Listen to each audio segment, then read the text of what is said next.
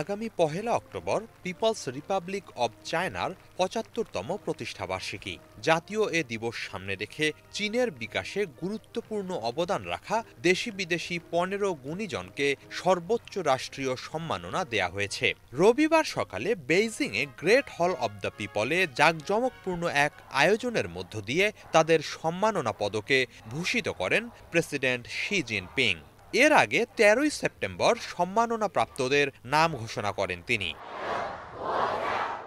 সম্মাননা প্রদান অনুষ্ঠানের সভাপতিত্ব করেন সিপিসির সেন্ট্রাল কমিটির পলিটিক্যাল ব্যুরোর স্ট্যান্ডিং কমিটির সদস্য খাই চি।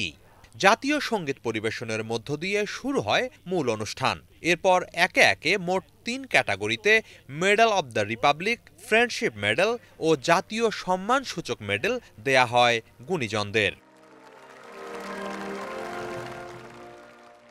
লাল ও সোনালী রঙের মেডেল অব দ্য রিপাবলিক দেয়া হয় দেশ গঠন ও উন্নয়নের ক্ষেত্রে বৃহৎ পরিসরে অবদান রাখা ব্যক্তিদের।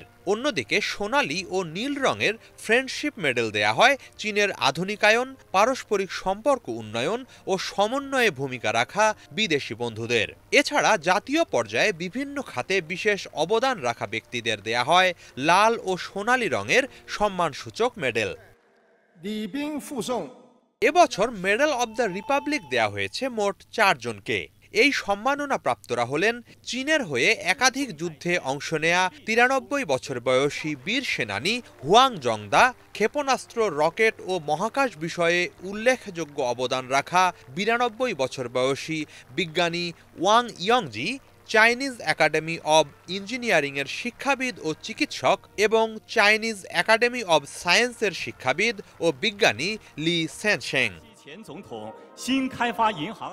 অন্যদিকে ফ্রেন্ডশিপ মেডেলে ভূষিত করা হয়েছে ব্রাজিলের সাবেক প্রেসিডেন্ট ও ব্রিক্স জোটের বহুজাতিক আর্থিক সংস্থা নিউ ডেভেলপমেন্ট ব্যাংকের প্রধান জিলমা রুসেফকে। ব্রাজিল সহ লাতিন আমেরিকার দেশগুলোর সঙ্গে চীনের সম্পর্ক উন্নয়নে উল্লেখযোগ্য অবদানের জন্য এই সম্মাননা দেয়া হয় তাকে। বিদেশিদের জন্য এটি চীনের সর্বোচ্চ রাষ্ট্রীয় সম্মাননা। এছাড়া বিজ্ঞান, প্রযুক্তি, অর্থনীতি, শিক্ষা, ক্রীড়া ও শিল্প খাতে জাতীয় পর্যায়ে অবদানের জন্য ১০ জনকে দেয়া হয়েছে বিশেষ সম্মাননা মেডেল। মঞ্চে উপস্থিত থেকে প্রত্যেকের গলায় মেডেল পরিয়ে দেন শি। পরে সম্মাননা প্রাপ্তদের অভিনন্দন জানিয়ে বিশেষ বক্তব্য রাখেন চীনের প্রেসিডেন্ট। দেশবাসীর উদ্দেশ্যে তিনি বলেন, চীনকে আরও শক্তিশালী রাষ্ট্র হিসেবে গড়ে তুলতে সবাইকে সম্মাননা প্রাপ্ত এই অগ্রদূতদের কাছ থেকে শিক্ষা নিতে হবে। গত ৭৫ বছরে চীনের ঐতিহাসিক উত্থানের পেছনে বিভিন্ন খাতে অনেক মানুষ পথপ্রদর্শক ও নেতৃত্বের ভূমিকা পালন করেছেন। আজকের সম্মাননা প্রাপ্তরা সেই মানুষদেরই উজ্জ্বল প্রতিনিধি।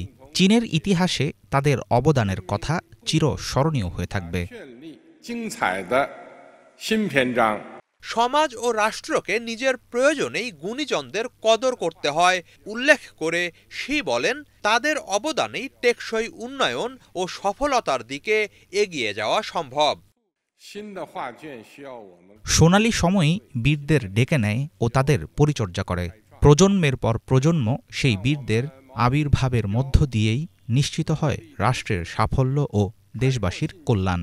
প্রতিটি পর্যায়ে চীনের কমিউনিস্ট পার্টি যেন গুণীজনদের পরিচর্যা করে এবং তাদের কাছ থেকে অনুপ্রেরণা ও শিক্ষা নেয়ার ব্যাপারে সমাজকে উৎসাহিত করে। প্রত্যেকেই যেন গুণীজনদের অনুসরণে সচেষ্ট হয়। চীনের অগ্রযাত্রায় পাশে থাকা ফ্রেন্ডশিপ মেডেলে ভূষিত বিদেশি বন্ধুদের স্মরণ করে শি বলেন, যারা সুদিনে দুর্দিনে চীনের পাশে ছিল, আছে ও থাকবে, চীনারা কখনোই তাদের ভুলে যাবে না। সব সময় চীন তাদের কথা মনে রাখবে।